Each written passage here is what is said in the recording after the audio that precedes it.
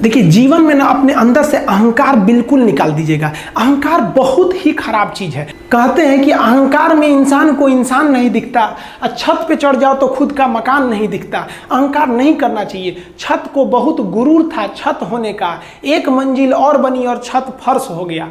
अहंकार कभी नहीं कीजिएगा। तूफान ज्यादा होती है तो कश्ती डूब जाती है, और घमंड ज्यादा हो जाती है तो हस्ती डूब जाती है। जिस दिन आपको घमंड होने लगे ना अपने आप के ऊपर कि हम बहुत बड़े हो गए हैं, हम बहुत पढ़ लिए हैं, हम बहुत सक्सेसफुल मैन हो गए, हम बहुत बड़े बिजनेसमैन, हम बहुत, मतलब जिस दिन आपको घमंड हो गया ना, उस दिन आप शमशान घाट में जाके देखिएगा, आपसे नायाब लोग, आपसे अच्छे अच्छे लोग वहां खाक बन गए।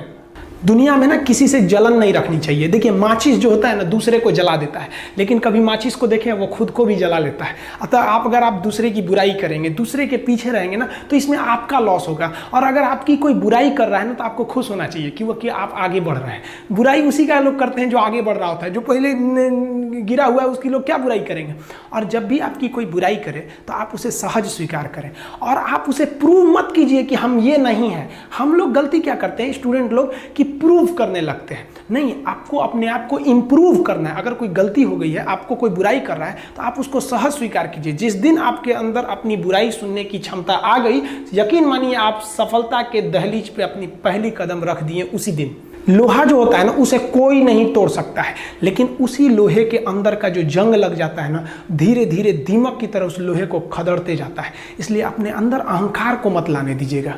लोग कहते हैं ना कि अहंकार बुरा है। जीवन में हम जो अनुभव किए हैं, अहंकार से भी खराब चीज होता है गुस्सा।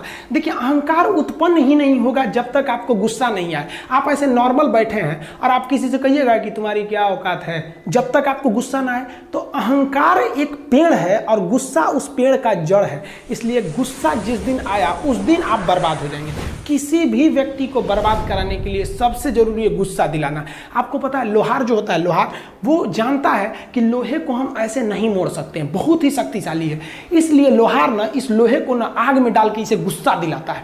जब ये गुस्से से लाल हो जाता है ना, तो जहां गुस्सा आया आप अपनी ताकत खो देते हैं, और ये लोहा अपनी ताकत खो देता है, और एक मामूली हथौड़े के चोट से लोहा मुड़ जाता है। तो जिस दिन आपको गुस्सा आ गया, समझ जाइए कि आप अपनी ताकत खो रहे हैं।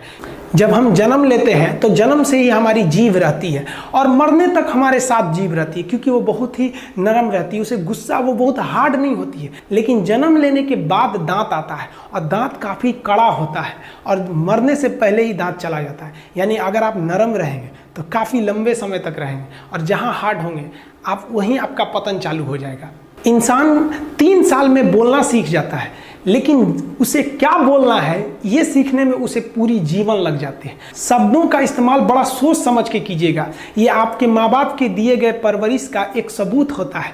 अतः आप अगर किसी से अपशब्द बात करते हैं तो सभ्य व्यक्ति आपको नहीं कोसेगा, बल्कि आपके माँ बाप को कहेगा कि इसे संस्कार नहीं सिखाया। ये शब्द जो होते हैं हमारी परवरिश का परिचय करा देते हैं। शब्द का इस्तेमाल भोजन की तरह करना चाहिए। जिस तरह से भोजन को बनाने के बाद थोड़ा सा चख लिया जाता है, उसी तरह शब्द को दूसरे के सामने बोलने से पहले एक बार जरूर चख लीजिएगा।